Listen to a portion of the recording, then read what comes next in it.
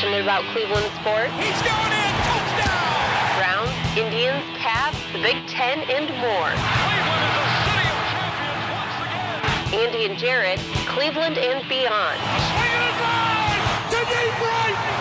Here are your hosts, Andy Billman and Jarid Watson.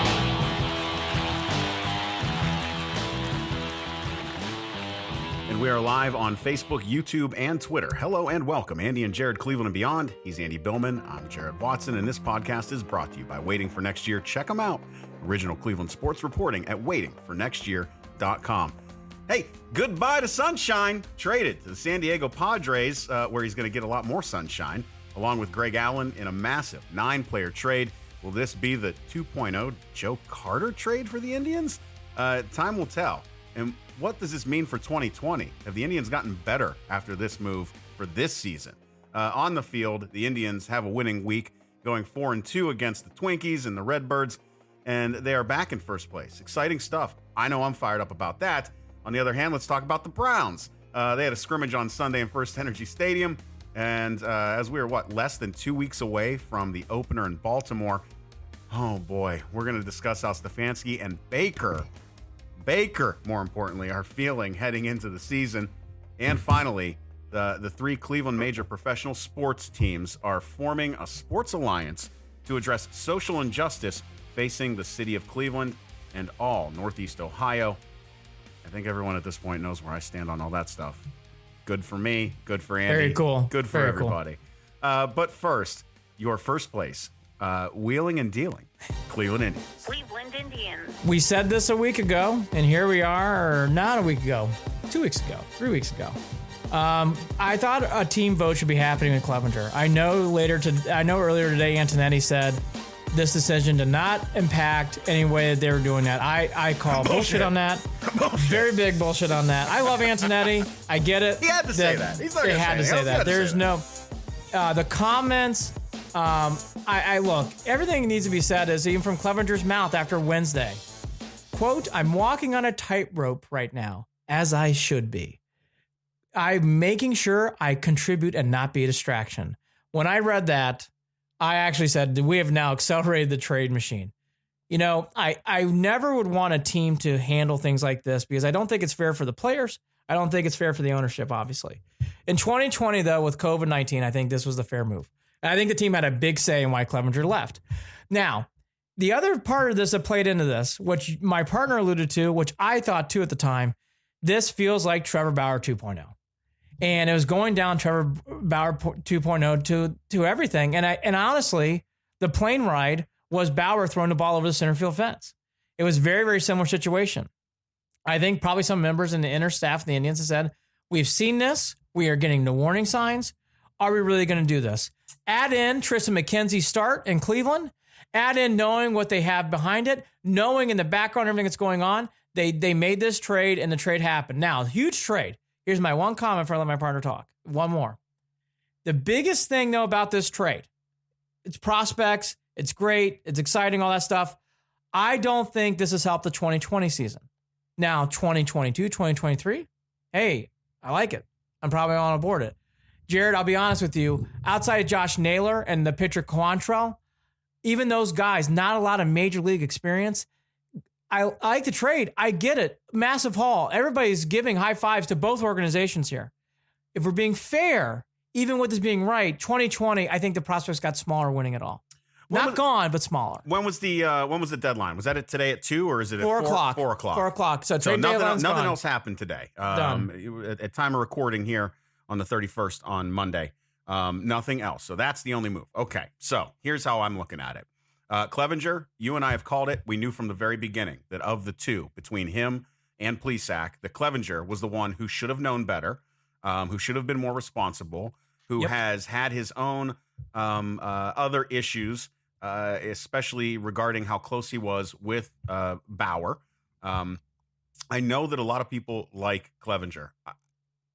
I get it. I'm the same way that I am with him that I am with Bauer. And that was, it's great when he's up and great when he's doing good things. And it is a fucking shit show when he does something dumb.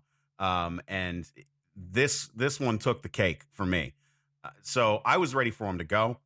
as long as Plesac can handle things and has figured things out a little bit, which I'm pretty sure that they're on the right path with him if they're going to bring him up to start tomorrow. So he'll be Tuesday's starter. So that's good.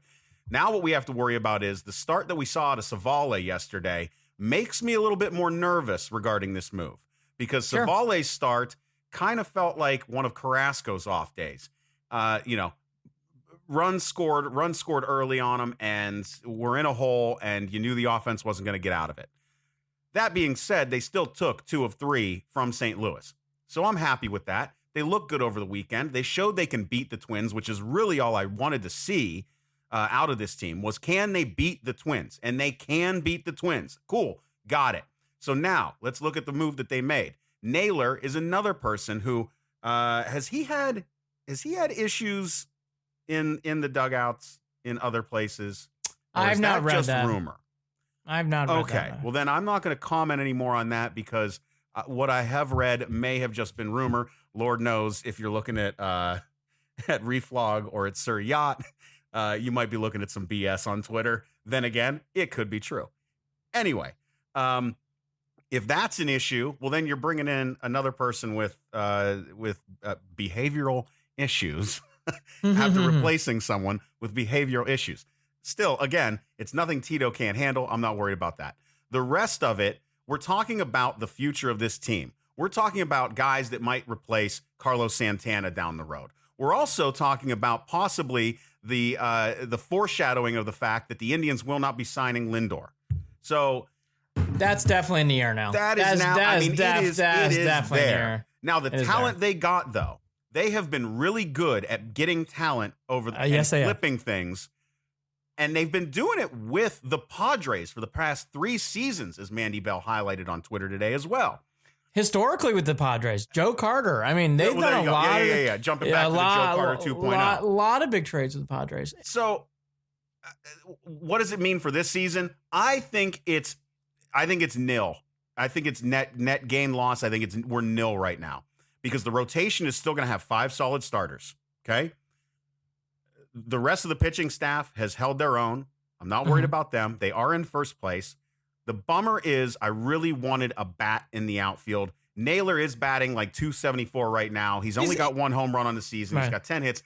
It's hard to really make a judgment on whether his impact is going to be immediate and whether he's going to come in here and help fix not only the bats, but also defensively. Defensively, that's the right move, right? Okay, we can't say that. Defensively, we have improved the outfield.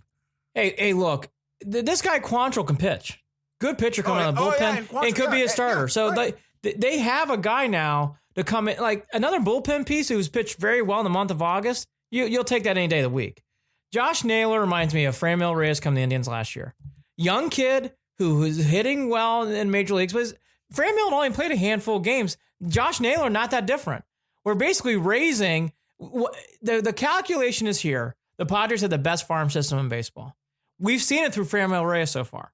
If Josh Naylor's anything like Franmil Reyes, holy cow, you got 2 big pieces in your outfield. Yeah. Now, I don't agree with Jared on this one thing. I think 2020 takes a step back because going on your point about Savale, even if Savale pitched well yesterday, you're going with McKenzie, Savale, Plesac, and big spots in the playoffs. One of those guys, or 2 of them are going to be starting. Right? Okay, I get it. We're going to have to do that anyway. Not with Clevinger. If Clevinger would have been out there, you got one less guy out there. Now you can't blame the Indians on that, though, and you know that. No. Ready? I am acknowledging the Clevinger trade. I know. What I'm questioning is, and I'm questioning this, why not take some of those parts you got today and try to get a bat? I do think that is in play here for question, because 2020 to me, the window has gotten smaller. I'm not saying it's impossible because we have Shane Bieber. They're talking about him winning not only the Cy Young but MVP. Yeah. So I'm not naive. You have something like that in there. And Clevinger, yes, he's very good, but I don't know if he reminded me of Bauer. He really did remind me of Bauer. Where it's like, I saw elite stuff. I don't know if he's an elite pitcher. So again, the trade makes sense. All up there. He didn't have mentally. He was too much ego driven, too much attitude, too much, showing his frustration on the mound at times. It's almost as obnoxious as his windup. So from game 1, you saw it. Now, maybe this will change his career. He loves the fresh air of California, supposedly. So all that's great. Good. You know what? You're getting all that and more. Yep. Again, though, for 2020, I would have loved to see the Indians out of bat. And again, I've heard great things about this Joey Cantello guy. Great. He's going to be a left-handed. The Indians don't have a left-handed pitcher. Fantastic. There have been out of all these guys, if someone asks me who are you most excited about, it's actually the pitcher, the left-handed guy, the left-handed pitcher. He sounds like he's going to be nasty. Obviously, everybody's talking about Arias, this number 7 prospect, the shortstop. Depending on who you read, Jared, hitting might be a little bit of an issue. We'll see.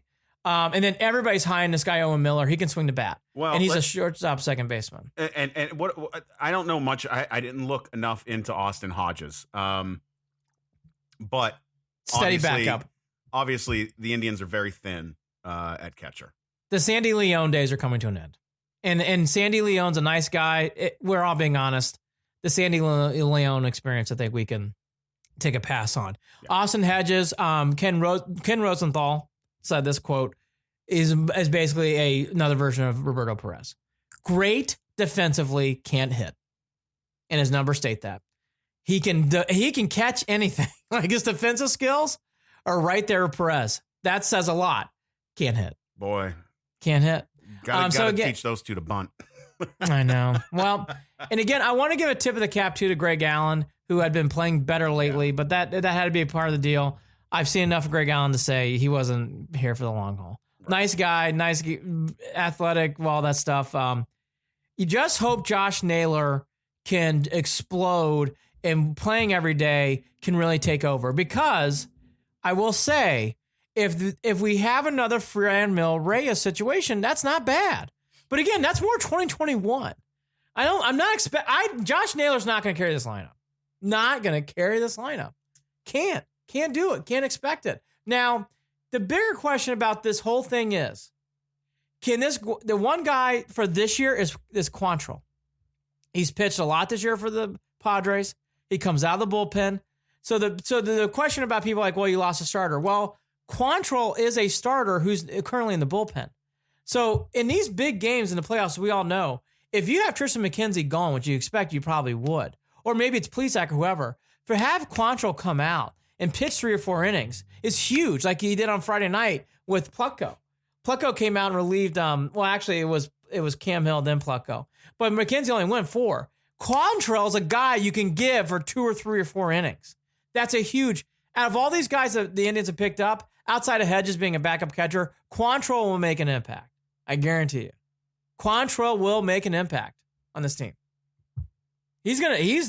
I would be shocked if he's not on this final man roster. Can we at least look at the fact that while the Indians didn't do much to improve the bats before this trade deadline, for this season at least, the past couple of weeks, some of these players have been hitting better. Naquin's had a great week. Naquin has been great. Great Ron week. Mill has been good. Yep. J-Ram has even hit a few home runs. Ticking up. Lindor's better, still hit or miss. Slowest crawl, but better. Right. So, and I know that we hate talking about this, but thank God their pitching has been this good, and that they are. I mean, we're complaining about a team that's in first place right now. Again. Right? And they are not playing to their potential yet. So they have not taken off. So do they need to? Did they need to improve upon the lineup, or they just need to play to their potential? And that's what I'm looking at. Well, if they can play to their potential offensively, which historically we know, and I know we said they couldn't survive it this year if they started slow. They started slow. Period. They started slow. Here's my point. They are still in first place. This is a team that's made the postseason for 8 seasons in a row, and all you have to do is get there. Andy, they still are in it, even though we might not be as up on them. Jared, here's my point. Here's why they're a bat short. This team's a bat short. It doesn't mean you can't win at all, but they are a bat short. It's going to take, they're going to have to grind it. That's it. There's going to be some Maylocks games. Naylor in left field. Okay, we'll see. Delino DeShields your center fielder. Okay. Maybe Oscar Mercado wakes up, and then you got Naquin. You're going to have, because I'm telling you right now, I'm sorry. Forget who he is personality-wise. Luplo stinks. That play in left field on center was a joke. On Sunday was a joke. He can't be out there. If we're bringing up in big spots against the Yankees, coming out the bat now, Jordan Luplo. Oh, fuck. Shit, there's no one else. I mean, we can't. This team's a bat short. It's a bat short. So Jared's right. Everybody's going to hit on all cylinders. But I'm telling you, look at this lineup. And by the way, here's how bad of short they are. No one can get injured. Framil Reyes can't get injured. Frankie Lindor can't get injured. Oh, God, no. J-Ram can't get injured. Carlos Santana can't get injured. Okay? No one can get injured anymore. Cesar Hernandez. They're God, going to lose. Yeah, somebody gets hurt in that lineup like that, they're going to lose a third to a half more games than they actually would. That's my point. They are out. Yeah, there's no way. There's a bat They're not short. going to score enough runs. They're not going to score enough runs. So look, this team need to make again, 2021, the Indians are stronger than ever. They keep Frankie. I'm there. Cool. But let's be honest, 2020, they needed to get a bat. They didn't do it. So you're squeezing everything you can from this club. You're going to have to hope Oscar Mercado or Zimmer come back, swing the stick, or maybe it's Yu Chang. Someone's got to wake up from those three. I think out of all three of them, Yu Chang's got the best bet on it. I don't know that Zimmer's going to have another shot with this team. I think it's 0 for 3. I don't know that Mercado. I'm not hope. My hopes just don't lie with him. I think out of all three of them, I think that. Yeah. But Jared, that's what I'm alluding to. Like those are hopes and dreams. That's all they are. Well, you can wish in one hand. Yeah, I know.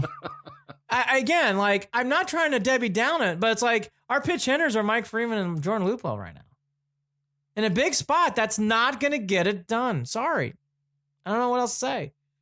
You're asking a lot from Mike Freeman, and you're asking a lot. Mike Freeman doesn't make me as nervous. Jordan Luplow makes me really nervous. I've seen enough Jordan Luplow. I will say that you are correct, and what makes this still, despite all of this, a possibility of a winning season is that it's a shortened season.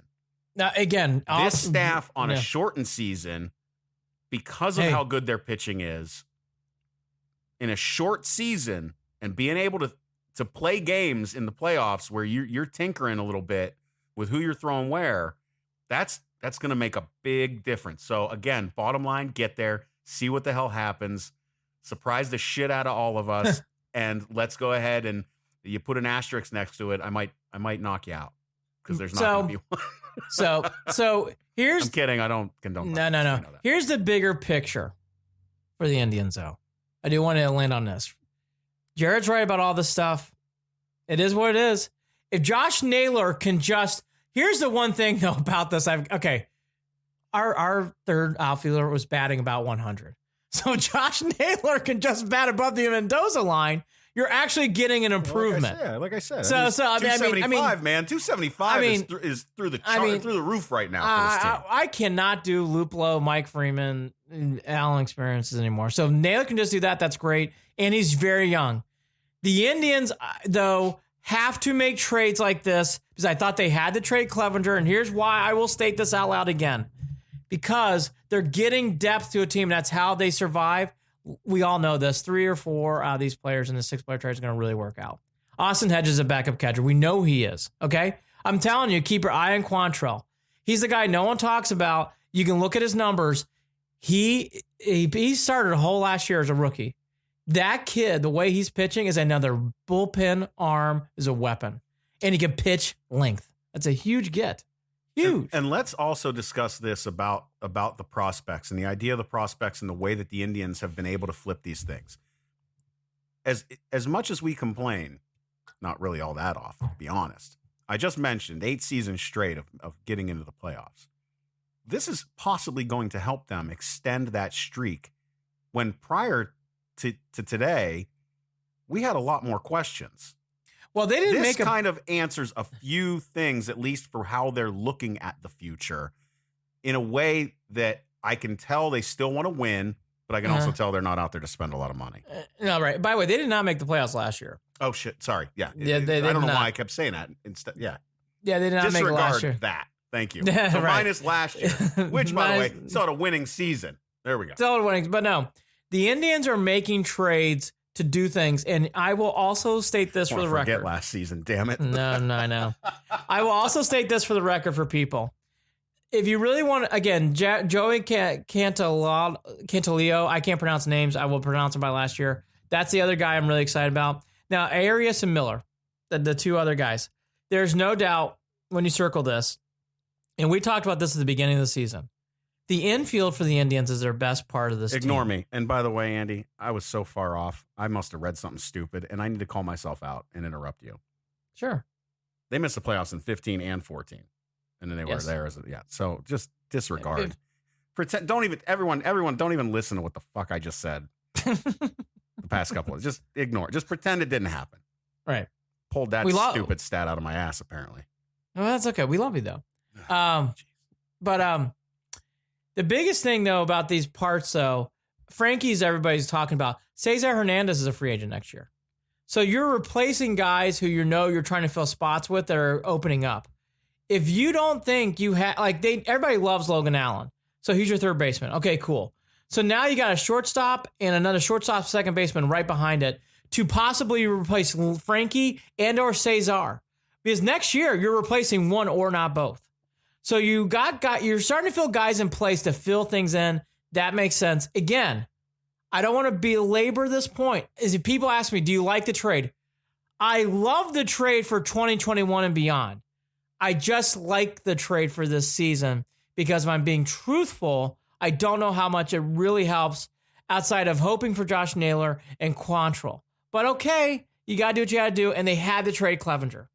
Do I think this was the best trade available for the Indians for what they got back? Yes, I do. And the Indians know what they're doing in these trades, and they've made great trades with the Padres, whether it's Joe Carter, whether it's to recent days with who they got. And, full circle on this, Domingo Santana was the guy who's been designated for assignment. Not surprised, by the way. He's just not been playing that great. It just tells you on the Indians that they let go of Domingo instead of someone like Luplow because how much they value people's. I've heard great things about Luplow, how nice of a person now is, how they like working with him. And by the way, I don't think it's coincidence that Greg Allen was playing a lot because Greg Allen got great comments. Love working with the guy, team guy. Now, Greg Allen got shipped out, but my point is the Indians are really about team chemistry, and that is great, and I am for that, and I'm glad to see that. And that's the reason why you're seeing some of these moves too. It's all about team chemistry well now. So I know people want to jump off the bridge. Hey, they can't win the World Series this year. I don't think that. Do I think, though, this is a huge move to making the World Series? No, I don't.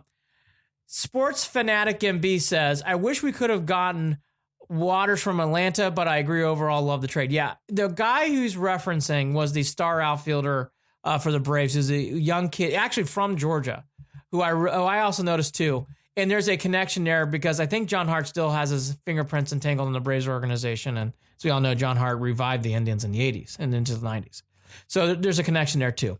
All that to be said, though, I like this more than anything else about Clevinger. He is not in the AL. He is in Southern San Diego. You can't really see him down there. That's a good thing for the Indians. And I just want to say this now. Okay, now let's get to the bigger picture. The Clevinger tenure. I really don't like comparing things, but I have no other words or ways to describe it. He reminds me a lot of Trevor Bauer, where I saw things at times where he's dominating, where I saw things in times where you could give him the game in a big spot and he'd get you a great effort. And he'd play well. But there's other times, he might have a snafu in the mound. There's other times where he might things out. I don't like to compare, but I don't know how else to do it. I thought they were very similar, being honest. He didn't have the ability to switch it into the next gear and take over as a dominant pitcher in the sport. And you saw that when Plesac, that it all switched.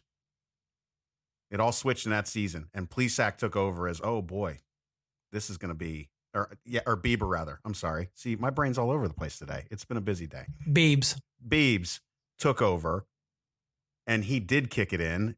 Yeah. And it felt like, well, Clevinger, this was supposed to be you. Yep. The number one spot, that was supposed to be yours. It was set up that way, and he couldn't do it. Could not do it. I like Savali a lot. I know Savali needed that start in St. Louis. Real quickly to yesterday's game. Yeah. The Cardinals are a professional hitting club. Yeah. They were due to win that game. The Indians blew a chance to sweep them. But if you give Wainwright a sniff at a victory, he did what he did. Complete game. Yeah. Complete game, 2-run game. 4-hitter. I mean, that's what you get. You cannot fuck around with a team like the Cardinals. And I'm glad they got burned in ways that you have to learn. When you have a chance to sweep a team and step on their neck, you got to do it. Savali needed that game because that's a good team. I know their record stinks, but they've gone through hell and back this year with COVID on their team. That is not a bad team. That was a good tester for Savali. I like Savali. Plesac, even though he had all those moments, let's just, for one moment, put that aside, I do like Plesac a lot. I like his talent a lot. Tristan McKenzie, we're all excited about. Cookie's your vet, and you got your ace. This team is set up still to win big things. Clevinger would have been great, but again, Jared and I said the same points, we're repeating ourselves. Even before the incident, when he flew back with the team, Clevinger had moments in the Royals game where you saw things where it's like, hey, and then you saw things in Twitter where they were goofy things, I know, but that kind of stuff, you would just like to see less of that and more on the field. There's some toxicity there. There is. It just seemed to feed itself. So all that to be said, was it a great trade for Vinny Pastano back in 2014? Yes. Did Clevinger have some fun moments on the mound? Yes. We enjoyed his persona and all that kind of stuff. All that to be said, this was the right move for the Indians. I know people don't want to hear that. It was the right move for the Indians to trade Bauer last year too. This is the right move. This is the right move. And keeping Plesac's the right move. It's the right move. Now it's time to get moving going forward. All that to be said, Jared, echoing what that fan did, I love the trade like it this year is my statement. That's the way I leave it right now. We kind of got into the week of baseball. Sunday, Adam Wainwright show happened. Saturday was the game of the week for the Indians, outside of the Beaver game on Tuesday. Saturday was a great, exciting game. 1-1. Great stuff from Cookie Carrasco was the big headliner too. Cookie needed a good start. He finally got it. Rare bad outing from Karinchak. Just struggled with his curveball, but he got out of there. Could have been worse, but he kept it 1-1. And then Naquin, who was the, Franmil Reyes 2 weeks ago, Naquin was the star of the week. He had multiple big games. Big hit on Saturday. Had the home run on Sunday. Huge, big winning hit on Wednesday too. He was big all throughout the week. Naquin, when he's healthy and running around, I think he'll carry more than what people think. I think the same for DeShields too. I like DeShields a lot in center field. I think that is a very good combo there. So you got him now and Naylor. I like that. I don't mind. It's not terrible. It isn't what it was 2 weeks ago. Play off of each other again. Yes. The added this can help out with morale, and morale will translate right onto the field. Andy, there's possibilities that they're the untangible, the things that you can't grab onto. Yes, that might be the intangibles that might be what improved this team. The stuff that we're not seeing right now, right? That's why. I mean, and I will say this: you're right. Cookie needed a good start. I was hoping Saturday, and I good missed start. Most of that game. I missed almost all of it. But I was glad great to see Cookie had a good start. That was something he needed because control seemed to be an issue with him on and off. I'm liking that, and let's just obviously we're not worried. Savale is going to be fine. He just you have those starts as a young pitcher. He made that's when you when you're a young pitcher, and we've got a lot of those too. Correct. When you make a bad pitch against the Tigers, you might get away with it. When you make a bad pitch against the Pirates, you're going to get away with it. Yeah. The Cardinals they did get away with it with the Pirates. But the professional hitting team of the Cardinals, hey, I mean, we know we can't stand him. Brad Miller, who talked trash about the Indians leaving town, he's a good hitter. Okay. Goldschmidt, great hitter. Dexter Fowler won a World Series, good hitter. Like, these are good professional hitters, and he's got banged around there. The other big story from this week, if you want an individual player outside of Naquin's performance all week, which was great, was Brad Hand. Hand had a great week. Now on Saturday, got a little dicey with the wild pitch, but he settled down, got the outs. He had 3 saves this week, Jared. Then 2 against the Twins. Right after Yes. Yes, chewing Tums, picking up my son. Here we go. Here we go. But he got out of there. Yep. I just want to reference the other big story in this week was Brad Hand. He had a good week, and not against the Pirates or the Royals, Twins, Cardinals. That's a good week. 3 saves, no runs. 3 saves, no runs. And that's a warm up for the postseason. Huge. Even I don't want to speak for you, who've been doubting Mr. Hand. Hey, big week. I want to applaud you. He had a great week. And Saturday, That was a huge win. I don't know what the fuck Yadier Molina was thinking, but thank God he decided to stand at third base and just watch Carlos Santana run into him. Brutal. Terrible loss for the Cardinals. But anyways, they got that win, and that's all that matters. And this team is finding ways to win. Friday was big blowout. I mean, Franmil Reyes, Santana, Naquin, they all kind of went off. McKenzie did not pitch great. But I thought he fought through the 4 innings. And again, what's the bottom line other story? And okay, it's a blowout, who cares? But Plucko having a nice 4 innings shutout ball means something. It's something you circle. It's like, he can do this. It's not a playoff situation, but you just it's like, okay, 4 innings, come in the bullpen. He can do this. Yep. That's the underlying story from Friday I liked, was Plucko's performance coming out of there. Wednesday was Clevenger's last start. We all know how that went. He had a nice job. Jay ran with the big home run. And again, Naquin had a huge home run. The other guy in this, there's many hidden stories out of the week. Phil Maton pitched big on Wednesday. He came in, kept the game tied, and really on the 8th innings when the gasoline was pouring on fire, Phil Maton, again, these little things add up. Cam Hill, Phil Maton, Whitgren we consistently love. Boilermaker, Brad Hand, he's pitching better. We all love Karen. I love Karen Jack. Everybody loves Karen Jack. Then you got Quantrill now, okay? Alvar Perez, he's our crafty lefty. The bullpen, who, funny enough, we were disparaging it before the season, has not only become like a good thing, it's become a strength. The Indians actually have a very, very good bullpen. Well, yeah, we were worried about the Brad Hands. We were worried about the Simbers. We were worried about the Whitgrens. We were worried about things that seemed like we might have to pay attention to it. I love Perez right now, just because of how solid he has been and how he has been doing it for a long time. I do too. Karinchak, what I love right now is that we're not arguing over whether Karinchak should be closing baseball games right now. Would you have believed it, Andy? Would you believe that right now, halfway through the season, a little more than halfway through the season, that we wouldn't be having that conversation right now? Because I know we started out having that conversation, and I'm just thankful that we're not right now. Brad Hand, actually, in a way, for the rest of the season, I'm going to button my lip about that, because Brad Hand proved a lot last week. And again, it makes a difference. Twins, Cardinals, those make a big difference. Yep. And again, no runs and really outside of Saturday's wild pitch, no threat. Great job by Brad Hand.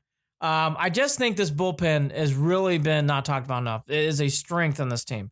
And then Tuesday was Bieber. And I want to get quickly to something that touched me. Frankie had a huge home run Tuesday. We all know it. And people got people got a little upset about the bat flip. That's wrong. The bat flip was done to talk and pump up the team, and I love that from Frankie, and I want that from Frankie. He never looked at anyone on the other. He looked directly into his dugout and yelled, "Let's go," because he knows he's been struggling at the plate, and he wanted to get them fired up.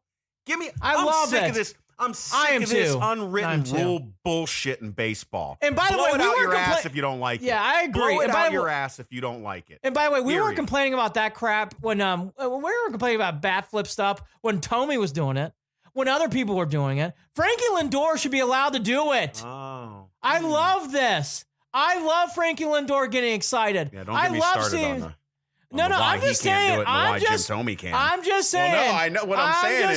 I'm just saying. Jim Thome, love him. He had the biggest bat flip you would see in the Seattle game in '95. Why did he get away with it? Why did he get away with it? Again, look. And by the way, I'll even go a step further. I won't go there. For some reason, Big Papi Ortiz also did backflips, and everybody applauded him, loved him. This bat flip shit has been argued on all these sides of the fence. It's great. Let it go, and that's it. The only bat flip I did not like was Jose Bautista. Other than that, that one was bad. That was bad. Other than that, I don't have any problem with this. And Frankie Lindor did it at a moment where his team needed to feel energy, where he was trying to get his team fired up. By the way, I love that Romo for the Twins got beaten, got taken behind a woodshed on Wednesday and gave up a bunch of runs after talking smack to the tribe back and forth. That was nice. That was nice on Wednesday. Nice seeing Romo going away. That was nice. I've circled it. That's a rivalry now. Romo and the Twins, that's a rivalry. That was nice. It was a nice little dig on Wednesday. That was nice. I like that. Anytime they're beating the Twins, it's making me happy because I did not like them winning the division last season. No, and by did the not way, like that whatsoever. No. And by the way, that team is very good. And I'm not naive to that. If, like the Twins Indians were playing in the playoffs, I would be biting my nails. That's a tough call. But all that to be said, I would like to say that after that last series, I have a lot of confidence that the Indians have figured it out with the Twins, and they will look a lot better throughout the rest of the year. The Indians won the regular season series with the Twins last year. The Indians are 3-4 right now, so they're right there. It's close. It's close. I know that. They're right there with them. Bieber tonight. Then you go play the Brew Crew. So they're in Kansas City. Then they play the Brew Crew for a while.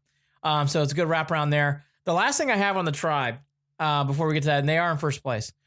I would not do too much of a deep dive here, but I just want to say, because I thought it showed a lot about the person. I love what Danny Salazar did on Twitter on Sunday. Yep. Kudos to Salazar. I would like to try to get him on the show. I thought that was a very, very cool thing he did.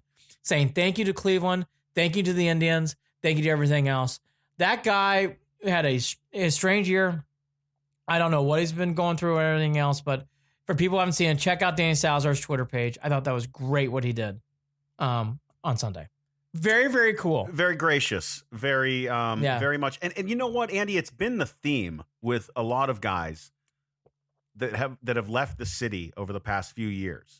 Is they have all left with positive vibes, positive juju, positive words of praise for the city. And it's not even just the teams. It's really a lot of praise for the city itself and for the way that they are treated, for the love that they get, and for their love. It's not even all about what they're receiving, but it's about their love for giving back to the city of Cleveland. And we've seen a lot of that lately. That makes me proud. And it's been consistent probably for the last 4 or 5 years. We've seen these types of conversations about the city of Cleveland from these people when they're leaving. I love it. I love every bit of it. And Salazar's just the latest example of that. And for Salazar to say that after how he exited says a lot about Cleveland. It says a lot about the Indians too. Yes. Because that was not a gracious exit. And for him to say that, I thought really said a lot about it. Kudos to Salazar. So I guess we're thumbs up on the trade. Love it for next year and beyond. Hopeful for this year. Again, my big guy for this year is Quantrill. I think Quantrill, Naylor, you just never know. I mean, hey, we're only batting 100. Well, I'm going to put all my hope into him right now because we need it. Good luck, Naylor. Hit the shit out of the ball. That's it. That's all I care about. Moving on to our Cleveland Browns. This has been the, again, Browns playing second page. Who would ever think that in late August? But here we are. They had a scrimmage finally where they got a lot of scuttlebutt on social media, even though none of us saw it. And we were just trying to pick apart things from what we could tell on YouTube. So get ready. We're going to do it now. Oh, we love a good guessing what happened and just reading off people's comments. I think I made it pretty clear last episode how I feel about all of it. I love analyzing anything. So let's analyze what people said and thought. They did have their first scrimmage. There's 2 or 3 takeaways. One, and a positive, and because his stats say it. Njoku, whatever it means, had a big day. He played really well. He caught the ball, did a lot of good things on the field. What does that mean? I don't know, but I thought that was good for him. It means he's improving his what we'll get when we trade him. That's what that means. Yeah, Harrison Bryant's still ahead of him, according to most, but okay, he had a good day. Yeah. So what does that mean? All right. The first team offense did not play as well. The second team offense, again, you make it what you want to all that. Here's some things. Here's some quotes, and I'll get into my big thought about this Browns teams. I'm starting to get a vibe. Okay. Stefanski, quote, I thought, by and large, both sides got a lot of really good work in. Quote, had a live portion of it and got into some different situation moments, so I was pleased with that, end quote. The second team offense, I think they were the Brown team. They won 14-10, so keep that in mind when you're listening to this. Mayfield, quote, I would not say it is anything on the field. I would say it's within our locker room. Getting around the guys and realizing that I have to do much more than just let my play on the field to be the quarterback for this team, end quote. Quote, I have to put my arms around these guys, lead the team, show them all the way, and especially in these uncertain times. And he went on to talk about that, and he made a speech also about social injustice, which we'll get to at the end. Here's my thing about this Browns team that I'm actually starting to get the vibe on. My hopeful parade is dying quickly. Okay, I'm now more realistic. It's just practice. I like the vibe of this team a lot still. Jared, though, playoffs, I just hope they go 7-9, 8-8. I'm kind of there now. And I'm just going to be honest. I know it's preseason and those scrimmage games between nothing and top of nothing. These Mayfield interceptions are bothersome to me. They're concerning. As much as I will not make an assessment on this team because I feel like it is impossible in this COVID-19 situation. I'll be like me and just make assumptions. The way that this is all playing out, I will tell you this, Andy. I am nervous for Baker. Yeah, because I am telling you, you can tell by those words. You can tell by the way he's handling himself on and off the field that these coaches are up his ass. That's how I feel about this. Yeah, I get the feeling. There's a lot of pressure on him to quickly be the leader that he needs to be and not a lot of time to earn the trust to be that leader here prior to the season starting. Andy, I know that they're setting him up for success, but it feels, at least in this moment, like it's becoming a bit too much for him. We will have to see how it plays out. I am not making a judgment. I do not know whether this will, because things click for guys over time, Andy. Sure. Things click, right? And you know what? When they get on the field, it's another situation. Week 1, when you're facing the Ravens, it's a different situation than being you think? You think? So I don't know that I can sit here and just say the Browns aren't going to be able to make the playoffs because Baker Mayfield is throwing interceptions during scrimmages here in the preseason. I don't know that I can do that. Absolutely. Here's where I'm coming off on this team. The first team defense went up against second team offense, and according to everybody, this is not a generality on one writer. This is multiple writers. The first team defense is having some real issues. Okay. Your quarterback's throwing a lot of interceptions in practice. Okay. All right. Now, we have a great running game. So if they run the ball 90% of the time, I think the Browns will be okay. Now, here are some other things that are starting to come to light. I'm starting to realize this is a 2021 team. I just hate saying it. I don't, Jared, I'm not going to get fooled again. Oh my God. You're there. I'm starting to, Jedrick Wills doesn't look good. Oh no. That's fine. I'm not there. I can't trust any of this. I'm just saying. Any of it. I want to give Mayfield, I'm sorry to go down this road. I'm like, if we're 6-10 again, do we give Mayfield another shot? Maybe. I don't know. I'm starting to go down this road. I'm starting to see some handwriting on the wall. At least you're not someone else in local Cleveland sports that is bringing up the how good Case Keenum has looked. He's a backup. He's a backup. Yeah, there's a certain somebody who I think was trying to get that controversy going. We're not going to get into it. Hey, look. Case, look, here's all I'm going to reference in this whole thing. If Case Keenum starts, the Browns are in bigger trouble for this year and years to come. Yeah. I said that. I will not get off that point.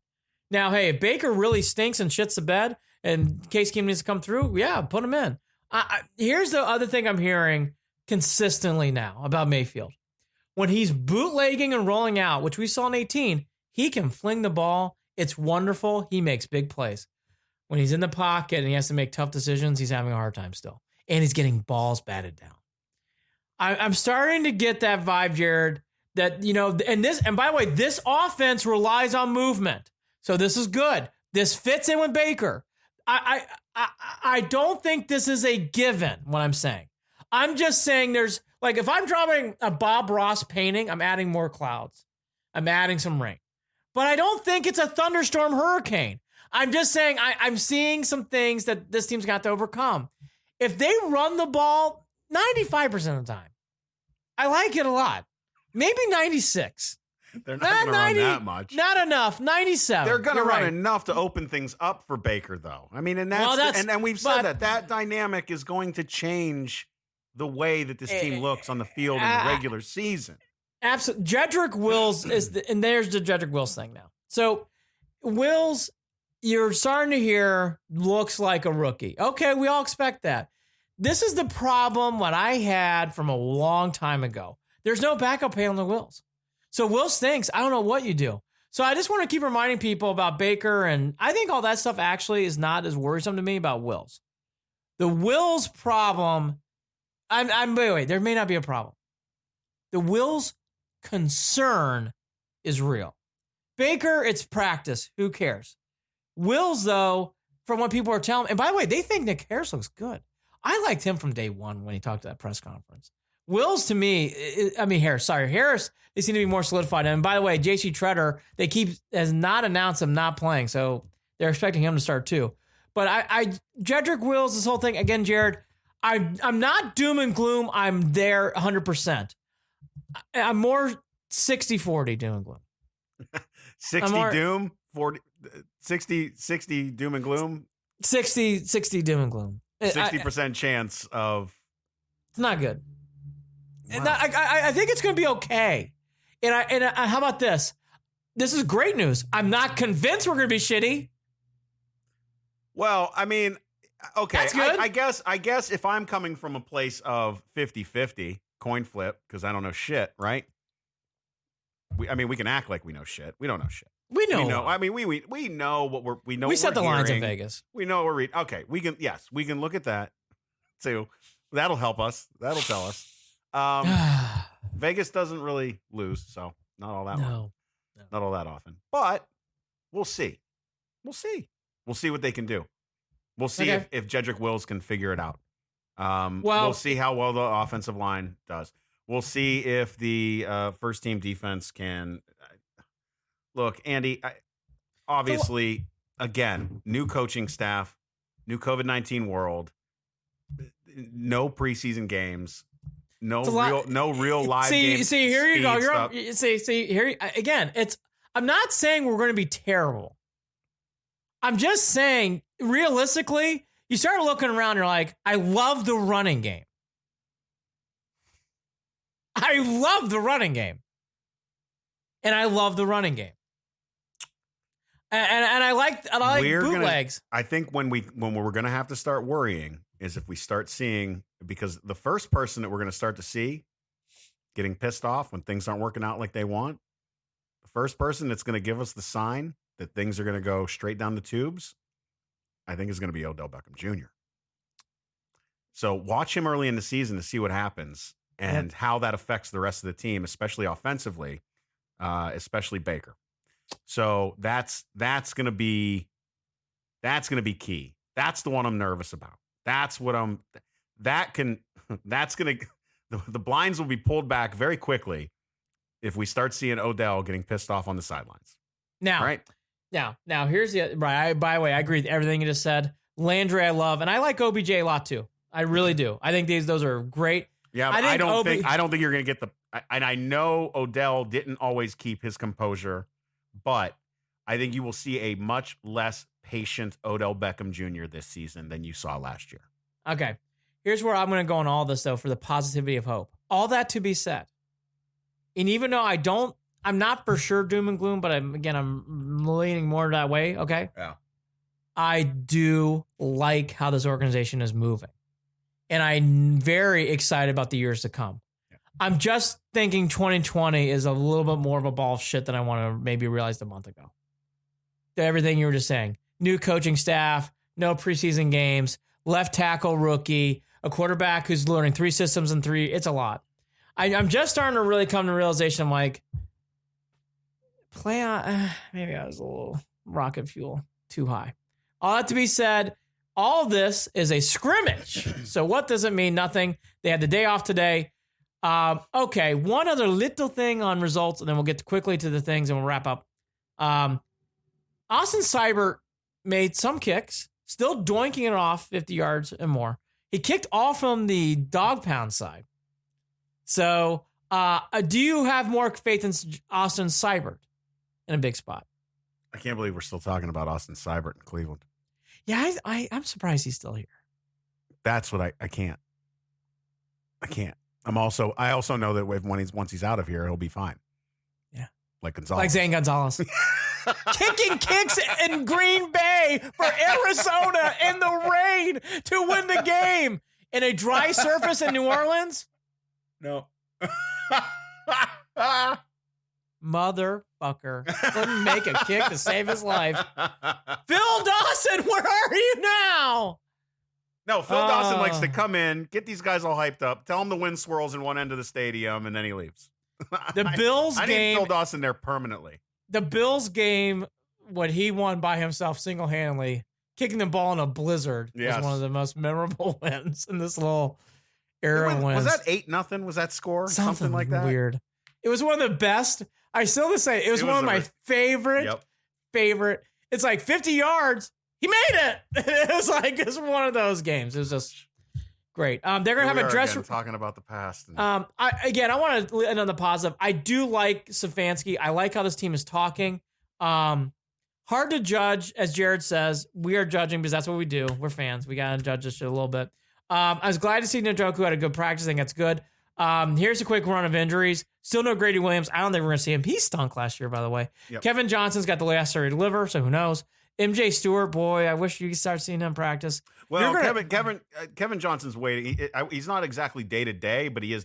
It's a day to day type of situation, right? I mean, they don't have a timeline on him, correct? I think you're talking mid season. I mean, lacerated liver. Oh shit, that long? Okay, all right. Lacerated liver, right? I mean. Yeah, well, I mean, hey, the good news that we got out of this after the injuries is Mack Wilson, right? The hyperextended knee, he does not need surgery. So again, he's a week-to-week guy right now, rehabbing, and 4 to 6 weeks. Yeah, so he'll be back week 4, week 5, which is great. The other trade rumor not for the Indians, for the Browns. Logan Ryan, the cornerback safety for the Titans. That would be a great pickup. It's obvious. We just ran through the injury list. A lot of safeties and cornerbacks listed on cornerbacks. That would make a lot of sense for the Browns to make that trade if they can make that trade happen. Damian Willis gone, Casey Dunn gone, DJ Montgomery gone. So those are cuts, more cuts coming. You're hearing, I'm interested to hear about the JoJo Natson, Ratleys of the world. Not all those guys are going to make it this year, because Peoples-Jones is at a wonderful camp, which I'm not surprised. By the way, for all those who hate Michigan that much, that kid can play. That is a good draft pick. Well, what's even going to be better about it is that you're not just talking about this guy being able to pick up as a wide receiver, but man, we have been desperate for a punt returner and a kick returner since Josh Cribbs. So yes, fingers crossed that shit works out, please. Yes, exactly. Please. Very, very excited about the Cleveland Alliance, all the teams coming together. That says a lot about Cleveland, by the way. I haven't seen anything like this in any other city yet. No, and we us Cleveland fans have always, we yearn for this type of thing when all these teams support each other. We loved it when the 16 Cavs were there rooting on the Indians. I mean, this is shit we always eat up. We eat it up. Love it. Really when all do. the teams get along. Oh, yep, it's great. So it's a great stuff. I have to wrap up quickly as I got to go, but here's my last thing. This is not a Cleveland story, but this guy was a huge, huge college basketball influencer. Big John Thompson died, the famous head coach from Georgetown. In the 80s, where you wouldn't even know where Georgetown was, wherever, for people who are naive to the colleges and whatnot, he put Georgetown on the map. He put Big East basketball on Boeheim, Massimino, all those guys, Louis Carnesecca for St. John's. All those guys, and Big John was one of the biggest reasons why he made Georgetown who he was. 3 national championship games, beat Houston in '84. Wonderful, wonderful, wonderful big game coach. Sad to hear his passing. He was a great sports character. And for people who don't remember, you should look him up. He coached in so many big games, and he always had the big towel around his shoulder. Now I'm sad to hear that today. Big John Thompson, big figure in sports. Huge, well sad to see that. And well said. I'll leave it at that. You said it all. I need to laugh at this real quick, though. We can turn the frown upside down for a moment. John Gramble on Facebook says, the Tribe makes a huge trade. Training camp's in full swing, and all I catch is Zane Gonzalez bashing. No, John, we were actually praising Zane Gonzalez because he left and he kicked the ball. I was uprights. not praising Zane Gonzalez. That Wow, was fucking frustrating. How can that guy miss kicks in a carpet and then out of nowhere pulls a kick out of his ass from 45 plus yards in Lambeau on a wet field and makes it? My point is, Ugh. people do better when they leave Cleveland sometimes. Not all of them, but sometimes. And man, we really notice it when they do. Hey, don't forget, follow us on Facebook, facebook.com/Cleveland and Beyond. Follow us on Twitter @CLE and Beyond, @CLE and Beyond, and shoot us an email, Andy and Jarid, JARID, @gmail.com. We are part of Waiting for Next Year. Check them out, original Cleveland sports reporting at waitingfornextyear.com. Andy, final word. Happy Labor Day week, everyone. We're going to try to keep it consistently. Are you Monday or Tuesday next week? So Monday, Jared and I will do a show Monday night. That will be actually leading up into week 1. And we go back to our fall schedule, Mondays and Fridays, as the Browns come back to action, which would be great. Again, 2020 for the Indians trade. I like it. I love it beyond that. I'm not naive. A lot of these parts made a lot of sense. Roll Tribe. Bieber, save us. Talk to you next week. Happy Labor Day week. Go Tribe. Good Yes. move, Indians. I don't have anything witty to say today. That's all. I got nothing else. See you later. Take care.